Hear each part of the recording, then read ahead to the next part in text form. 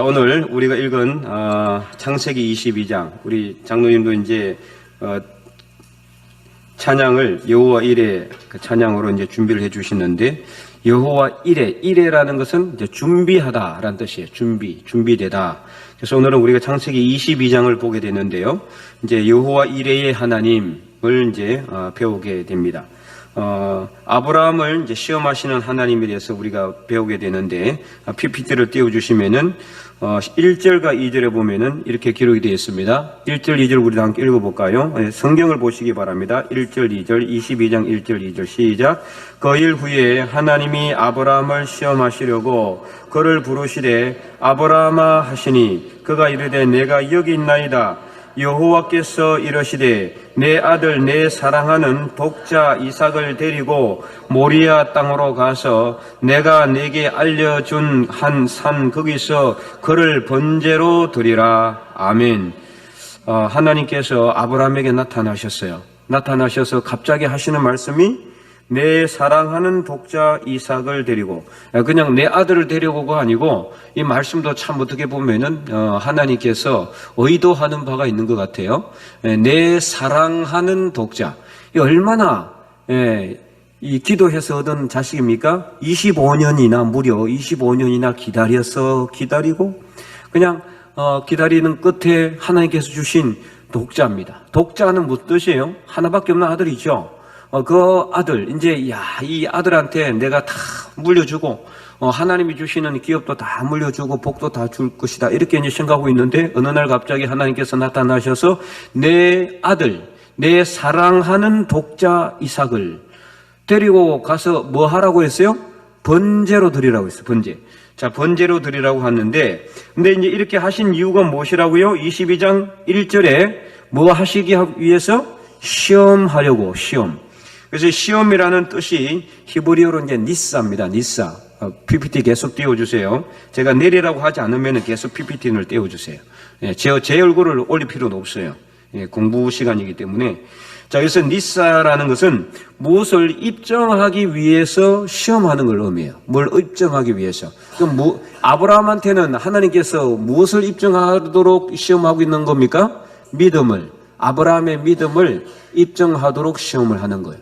어떻게 보면 도와주기 위한 것인데, 근데 이 시험이라는 것이 어떻습니까? 여러분, 시험 보면은 쉽습니까? 어렵습니까? 시험은 다 어렵죠? 시험이 쉬우면은 그게 시험이겠어요? 시험이라고 할 수가 없죠. 시험은 다 어려워요. 근데 이 시험은요, 정말 어려운 시험입니다. 얼마나 어려운 시험이냐?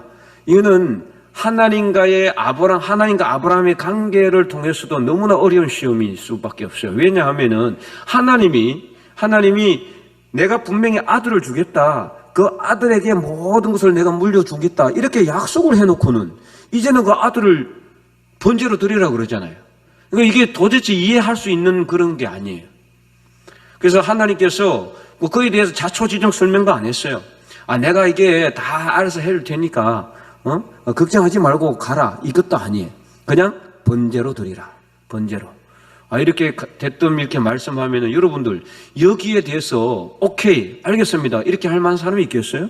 참 쉽지 않은 그런 일입니다. 우리는 당하지 않아서 모르지만 아브라함은 너무나 힘들었을 것 같아요. 그 마음이 얼마나 고통스러웠을까. 하나님이 나를 싫어하시나? 아니면 이제 끝내시려고 그러나? 뭐 그런 생각도 했을 것 같고요. 아니면은 이제는 모든 것이 다 끝났다. 이렇게 자포자기할 수도 있을 것 같고, 절망할 수도 있을 것 같고. 왜 그렇습니까? 당시에 이 아들이 없으면은 다 끝나는 거예요. 다 끝나는. 우리나라 조선시대도 그랬잖아요, 그죠? 그래서 자식이 없으면은 모든 것이 다 끝나는 그런 상황 가운데 아브라함은 하나님의 말씀에 순종을 했다라는 거죠. 자, 그래서 이 시험이라는 그 단어 자체가 중요한 단어입니다.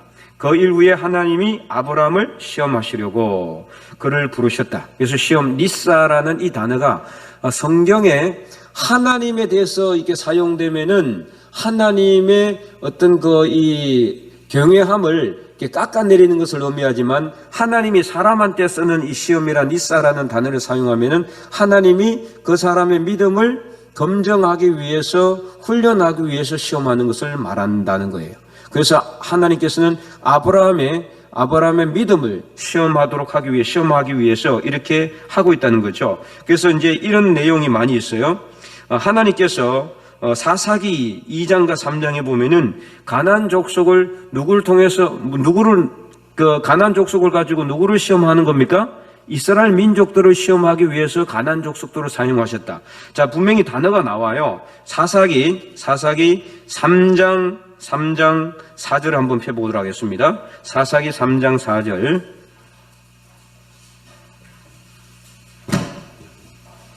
사사기 3장 4절. 다 폈습니까? 네, 우리 그러면 한번 다 같이 한번 읽어보도록 하겠습니다. 남겨두신 이 이방 민족들로 이스라엘을 시험하사 여호와께서 모세를 통하여 그들의 조상들에게 이르신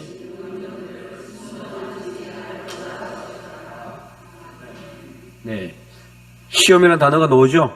시험하려 하사. 그래서 하나님께서 이 가나안 족속들을 남겨놓은 이유가 뭐냐? 이스라엘 민족들을 뭐 하기 위해서? 시험하기 위해서입니다. 이런 단어, 이때 시험이란 단어가 니사예요. 이때 이제 왜 이렇게 남겨놓으셨느냐? 이스라엘 민족들의 믿음을 검증하기 위해서. 그들이 얼마나 하나님을 제대로 섬기는지 안 섬기는지 그거 시험하기 위해서. 그래서 이 가나안 족속들을 남겨놓았다는 거죠. 이런 비슷한 말씀이 계속 나오죠. 하나님이 능력이 없어서 힘이 없어서 그 이스라엘 백성들이 들어가야 될 가나안 땅에 가나안 족속을 다 안 물리쳤겠습니까?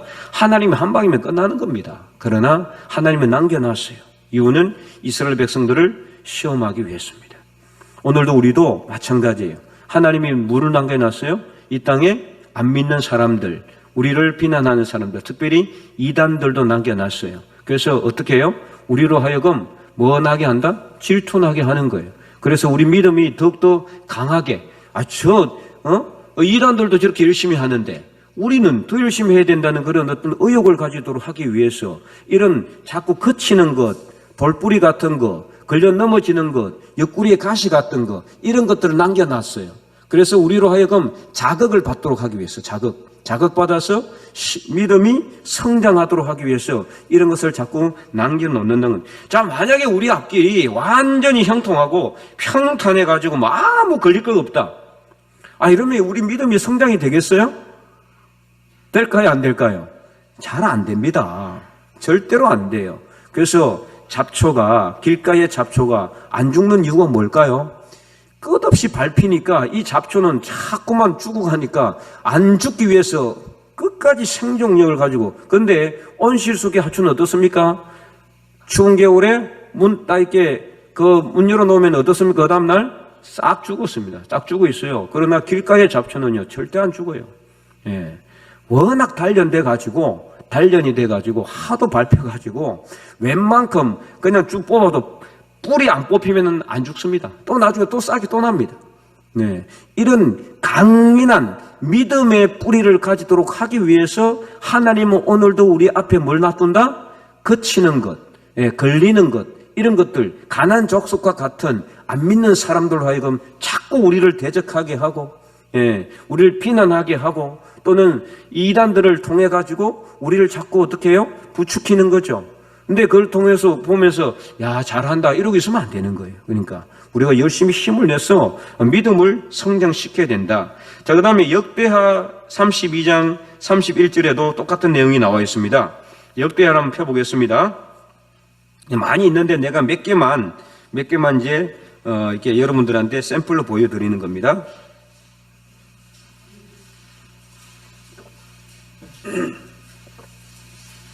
하나님께서 히스기야를 시험하기 위해서 사용한 방법 중에 하나가 있어요. 역대하 32장 31절에 32장 31절 다 폈습니까? 성경을 보셔야 됩니다. 성경. 이게 PPT에는 아주 간단한 요약만 되어 있기 때문에 32장 31절 우리 다 함께 읽어보겠습니다. 시작. 그러나 바벨론 방백들이 히스기야에게 사신을 보내어 그 땅에서 나타난 이적을 물을 때에 하나님이 히스기야를 떠나시고 그의 심중에 있는 것을 다 알고자 하사 시험하셨더라. 아멘. 여기도 바로 시험이라는 단어가 뭐다?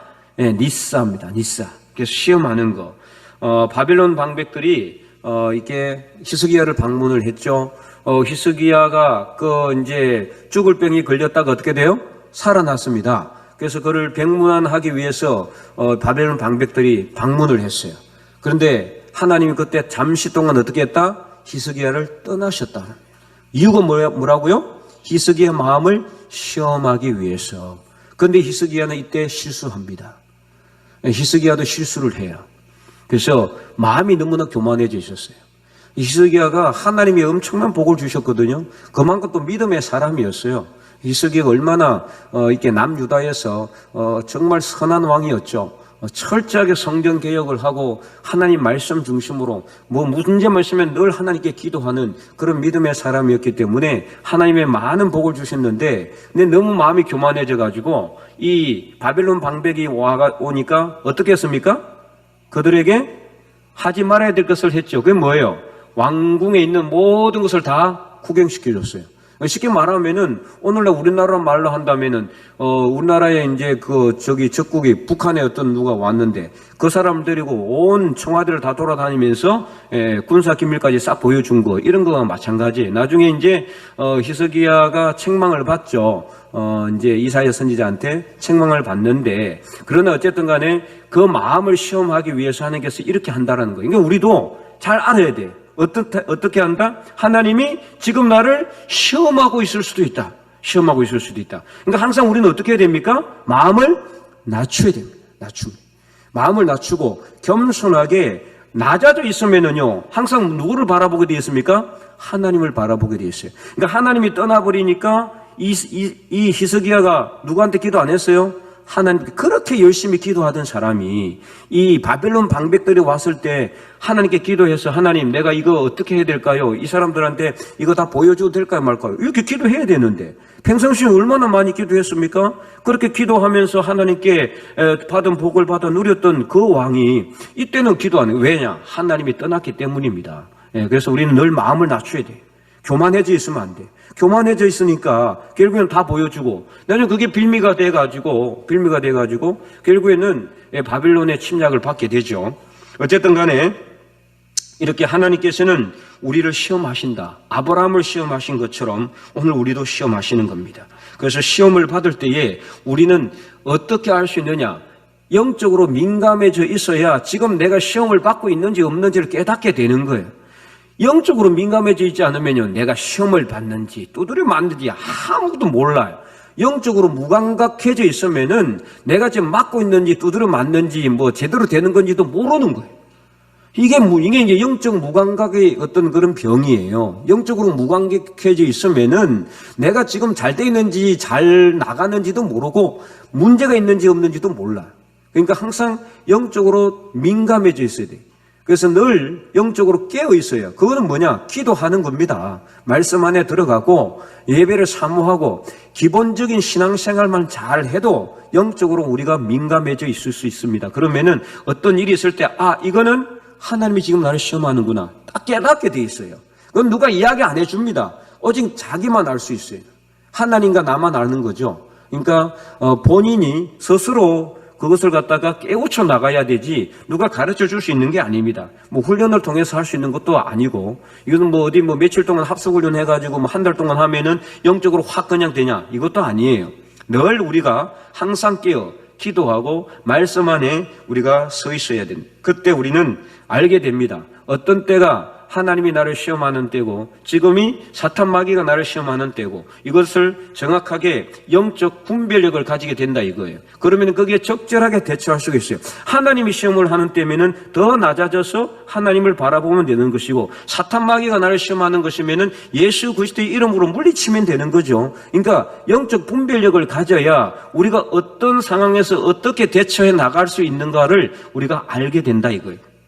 자, 그래서 이제 하나님께서 아브라함에게 이 이삭을 뭘 하라 그랬어요? 번제로 드리라. 자, 번제라는 것은 레위기 1장에 보면은 번제에 대해서 정확하게 나와 있는데, 번제는 뭡니까? 소나 양이나 그 다음에 이런 재물을 갖다가 죽이고, 그 다음에 껍질을 벗기고 그 다음에 이 몸을 갖다가 다 네모 반듯하게 잘라가지고 하나님께 태워가지고 드리는 제사의 종류가 번제입니다. 그러니까 번제 다른 제사는요 태워서 드리는 것도 있기는 하지만은 다 태우지는 않아요. 그러나 번제는 몸을 다 태워버리는 거예요. 그러니까 똥까지 다 태워요.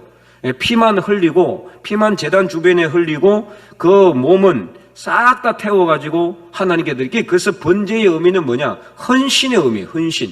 하나님께 다 드리겠다. 감사와 헌신의 의미로 드리는 제사가 번제입니다. 번제. 그러니까 이삭을 번제로 드리는 것은 어떻게 하라는 겁니까? 이삭을 죽이고 피를 흘리고 그 몸을 어떻게 하라?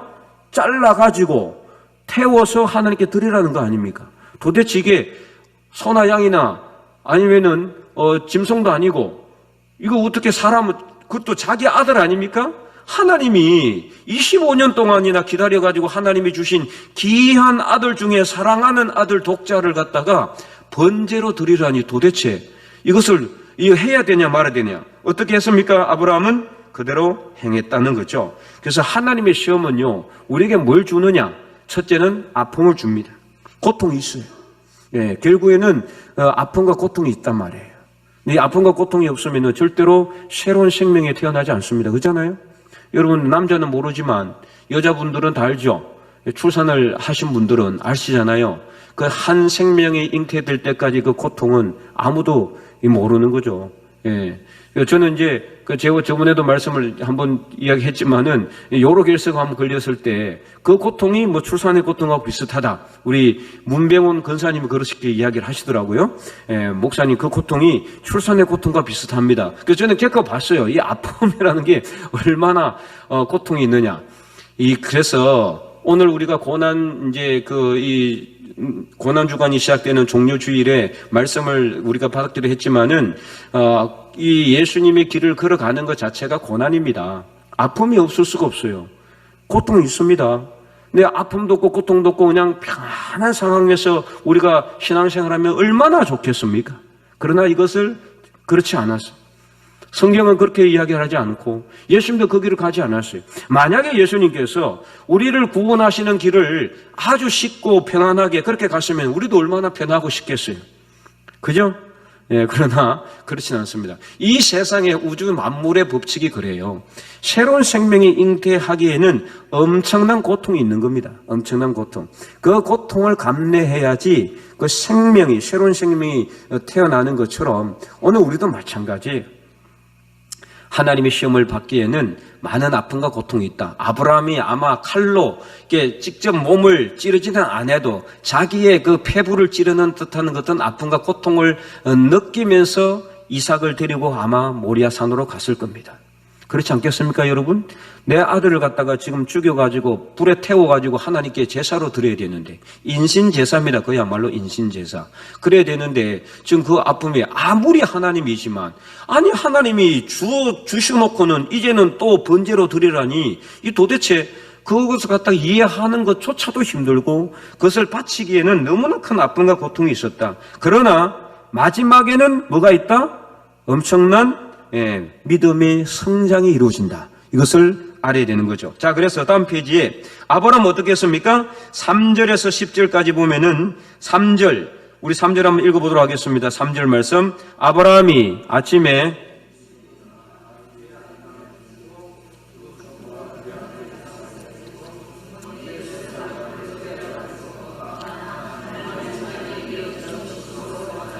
왜 이렇게 소리가 적어요? 자, 그러니까 저만 자꾸 쳐다보지 말고 성경을 보세요. 성경을. 예.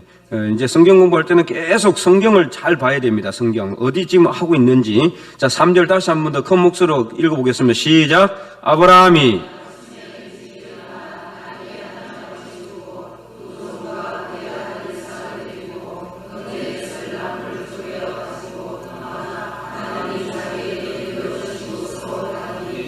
아멘. 자, 여기서 중요한 단어가 있습니다. 여러분 말씀을 읽으면서 한 단어가 우리의 심령을 찌르는 그런 말씀들이 있어요. 그걸 잘 여러분 캐치를 해야 돼요. 성경을 읽으면서. 그게 바로 묵상의 방법입니다. 여러분 이 단어 읽으면서 가장 여러분 마음속에 들어오는 단어가 어떤 겁니까? 그렇죠. 일찍이 일어났어요. 이 말은 무슨 뜻입니까? 아브라함이 하나님의 말씀에 고민했다, 안 했다? 안 했다는 겁니다. 바로 즉각적으로 실천했다는 것을 말하는 거예요. 이게 중요한 거죠. 이게 미적미적거리고 하나님께 한번 물어볼까 말까, 전화를 한번 때릴까 말까, 이런 그게 아니고 이게 어떤 거예요? 바로 고민 안 했다는 겁니다. 딱 결단하고 순종, 적극적인 순종을 했다는 거예요. 이게 중요한 거예요. 아침 일찍이 일어나서 다 준비를 하고 바로 갔습니다.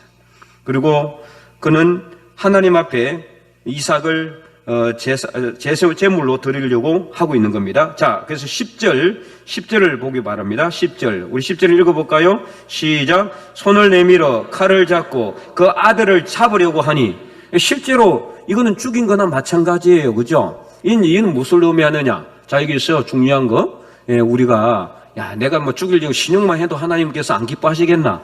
이거 하고 실제로 하려고 하는 거하고는 완전 천지 차이입니다. 이게 바로 믿음의 여부의 차이예요. 우리가 이제 이 조심해야 될 게 뭐냐? 조심해야 될 게, 우리 신앙생활을 해 나가면서 조심해야 될 게 뭐냐면은 하는 채 신용하는 경우가 너무나 많다는 거예요. 하는 채 신용하는 거. 이렇게만 해도 하나님께서 기뻐하시겠지. 이런 삶을 사는 사람 너무 많다는 거예요. 이런 그리스도인들이 너무나 많기 때문에 어떻습니까? 결론적으로 교회가 욕을 얻어먹는 거예요. 제대로 이것도 아니고 저것도 아니에요.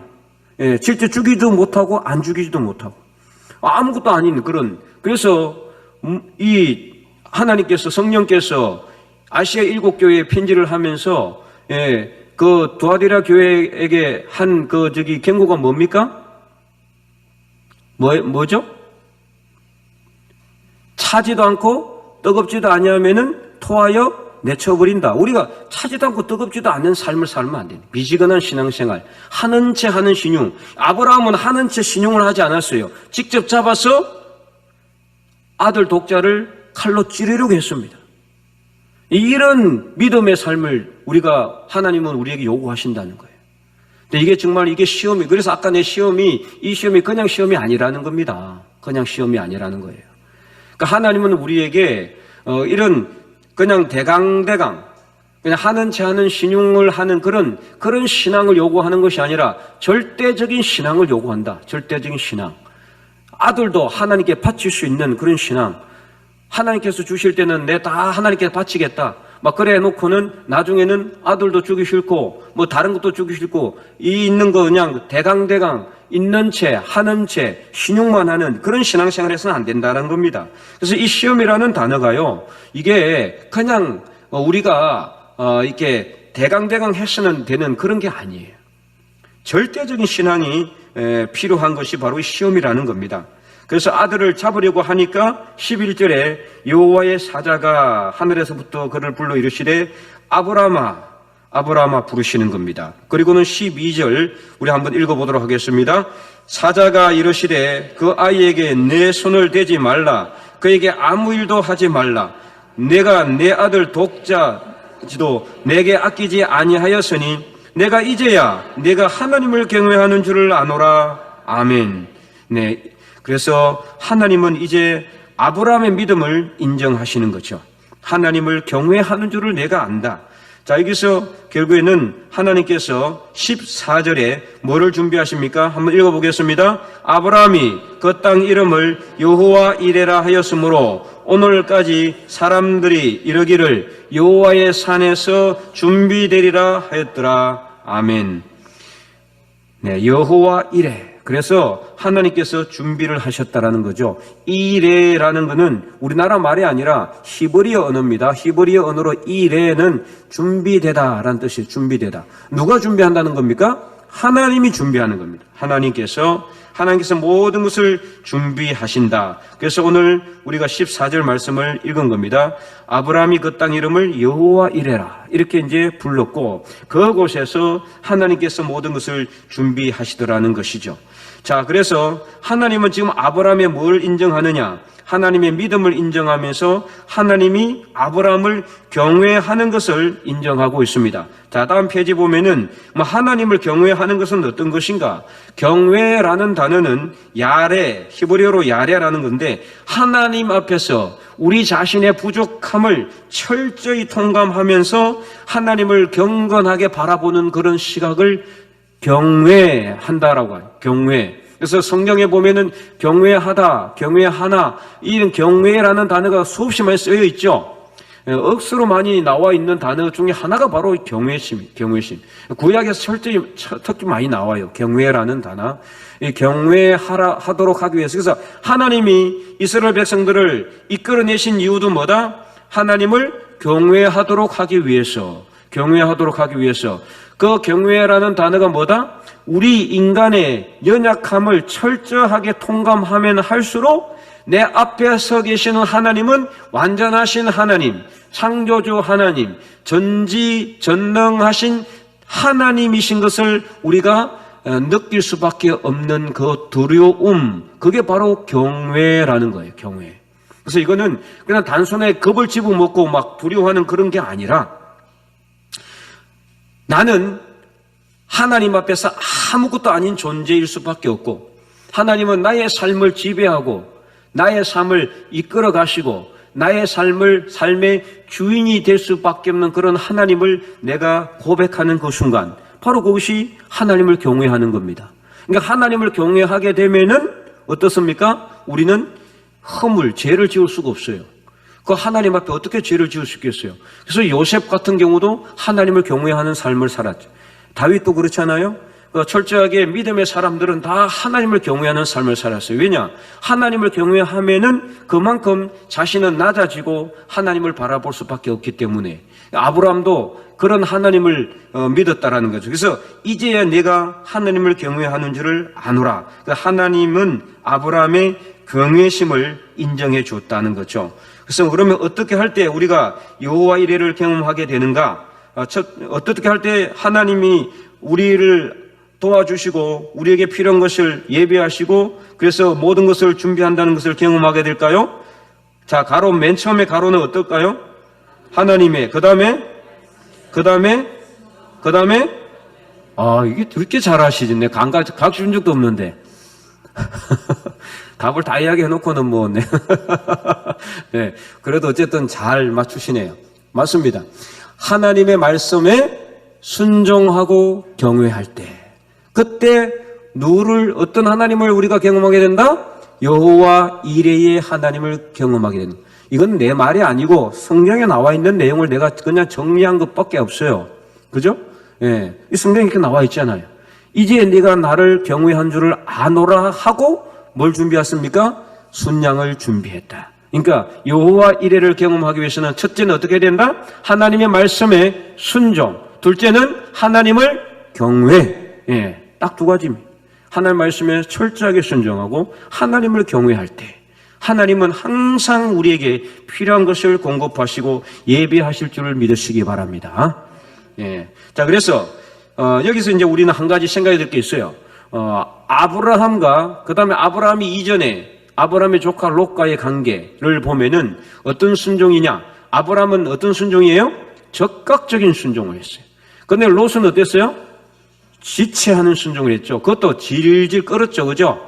어쨌든 하여튼 안 나가려고 거기 소돔 그 땅을 안 나가려고 어쨌든 간에 막 자꾸 지체했잖아요. 그리고 나중에는 롯의 아내는 또 뭐가 됐어요? 소금기둥이 됐잖아요. 뭐 했기 때문에 돌아봤기 때문에 미련을 가지고 세상의 삶에 이 욕심에 이렇게 마음을 두면은요 우리가 지체할 수밖에 적극 순종 못하는 거예요. 나 아브라함은 적극적으로 순종했어요. 자, 적극적으로 순종하니까 어떤 복을 받았습니까? 아브라함을 하나님께서는 그의 의로 여기시고 아브라함에게 하나님께서 여호와 이레의 복을 주셨을 뿐만 아니라 아브라함이 믿음의 자손이 되게 하셨다. 자, 그 다음 페이지에 넘어가면은 그래서 이렇게 큰 복을 하나님께서 주시는 첫 번째 어떤 복을 주셨어요? 큰 복. 자, 이 복은 어떤 복입니까? 이 복은 모든 믿음의 사람들로 하여금 아브라함을 통해서 우리 믿음의 조상이 누굽니까? 아브라함이잖아요. 아브라함이라는 이름이 지금도 우리의 입에서 불려지게 되는 거, 이거 아브라함이 생각은 한 번이라도 해봤을까요? 지금 아브라함이 천국에서 지금 대한민국 울진 땅에서 내 이름을 부르고 있네, 이렇게 하고 있을 거 아니에요. 이게 얼마나 큰 복입니까 도대체. 그죠? 네, 이런 복을 받게 돼요. 두 번째 어떤 복이 있다? 후손이 번창하게 되는 거예요. 후손이 번창하게. 16절에서 18절 말씀에 있습니다. 세 번째는 항상 어떻게 된다? 승리하게 된다. 네 번째는 다른 사람들에게 복을 전하는 통로도 된다. 이런 복을 하나님께서 주신다. 어떻게 할 때요? 적극적인 순종으로 하나님을 경외할 때 하나님은 이러한 복을 주신다. 그러나 롯은 어떻습니까? 롯은 순종을 하는 채 만채, 결국에는 지체하는 순종을 통해서 결국에는 그에게는 어떤 누명이 씌워졌습니까? 그 근친상간의 죄로 인해 가지고 이스라엘 백성들을 끝없이 괴롭히는 우상을 섬기는 민족들이 태어나게 됐어요. 우상을 섬기는 민족들. 오늘날 지금 그 팔레스타인 주변에 사는 수많은 사람들 중에 일부가 그 암몬과 모압 족속이고, 암몬 족속은 그 요르단의 수도 암만에 대부분 다 살고 있는 사람. 끝없이 지금 전쟁을 하고 어떻습니까? 이스라엘하고 막 대적을 하면서 테러가 일어나고, 그 땅에는요 엄청난, 오늘날 그 암만 한번 가보세요. 그쪽 지역에 다 못 살아요. 그렇게 힘들고 어려운 삶을 살아가고. 근데 이스라엘 한번 가보세요. 이스라엘 가보면은요 어마어마하게 잘 살고 있습니다. 거의 미국 뺨칠 정도로 부자들이 많습니다. 이게 왜, 그 차이가 뭘까요? 차이가 아브라함의 그 믿음의 조상 후손들과 이 롯에 적극적인 순종하지 않고 이런 차이가 있는 거예요. 오늘 여러분들 마찬가지, 우리도 마찬가지입니다. 우리가 하나님 말씀에 우리가 적극적으로 순종을 하느냐 안 하느냐에 따라서, 하나님을 경외하느냐 안 하느냐에 따라서 여호와 일에는 둘째 치고, 나중에 우리 후손과 자녀들이 복을 받게 되는 길이 뭐냐? 우리가 적극적으로 하나님 말씀에 순종하고 경외하는 삶을 살아야 된다. 경외하는 삶을. 그냥 나만 알아서 나만 구원받으면 그만이지, 내 후손들이야 죽든 말든 이러면 모르겠지만, 그게 아니라면 어떻습니까? 우리 제대로 살아야 되는 거예요. 순종할 때 제대로 순종하고 적극적으로 순종하고 하나님 말씀을 늘 경외하는 삶을 살아야 된다. 그렇게 할 때 하나님께서 우리에게 큰 복을 주시고 후손이 번성하고 어디로 가든지 승리하게 되고, 우리는 모든 사람들의 복의 통로가 될 줄로 믿으시기 바랍니다. 여호와 이레. 자, 그래서 다시 한 번 더 정리합니다. 여호와 이레의 하나님. 하나님이 모든 것을 예비해 주는 거예요. 필요한 것을 공급해 주는 거예요. 그 여러분들이 살아가면서 얼마나 많이 느낍니까? 우리가 기도할 때 여호와 이레의 하나님 정말 중요하고 필요합니다. 힘들고 어려울 때, 문제가 생길 때 여호와 이레의 하나님, 사람들을 붙여주시고 때로는 물질을 보내주시고 때로는 문제를 해결해 주시고 때로는 사건들을 다 무마해 주시고, 이 모든 것이 다 여호와 이레의 하나님이 하시는 일이에요. 하나님이 준비하시고 하나님이 공급하시고 하나님이 모든 필요한 것을 다 해결해 주신다 이 말이에요. 이런 하나님을 우리가 만나기 위해서는 첫 번째 어떻게 해야 된다? 하나님 말씀에 순종하되 그냥 순종하는 것이 아니라 적극적으로 순종해야 됩니다. 두 번째, 하나님을 어떻게 해야 된다? 경외해야 된다. 경외라는 것은 뭐다? 내가 철저하게 하나님 앞에서 낮아진 겸손한 자세로 설 때 하나님의 그 놀라우신 능력의 역사를 우리가 생각하고 그 창조주 하나님을 우리가 바라보는 그러한 경외심을 가지게 될 때, 그러면 언제 어디에 있든지 간에 항상 하나님을 바라볼 수밖에 없고 하나님께 기도할 수밖에 없고 하나님만 의지할 수밖에 없어요. 나같이 연약하고 미약한 존재인데 내가 무슨 힘을 가지고 무엇을 하겠습니까? 하나님을 바라볼 수밖에 없는 거예요. 그게 바로 경외심이에요. 그렇게 하나님을 경외할 때 여호와 이레의 하나님을 우리가 만나게 되었어. 하나님께서 여러분의 삶 속에 필요한 것을 공급하시고 여러분의 자녀와 후손들 모든 삶의 여정 위에 하나님께서 복을 부어주실 줄로 믿으시기 바랍니다.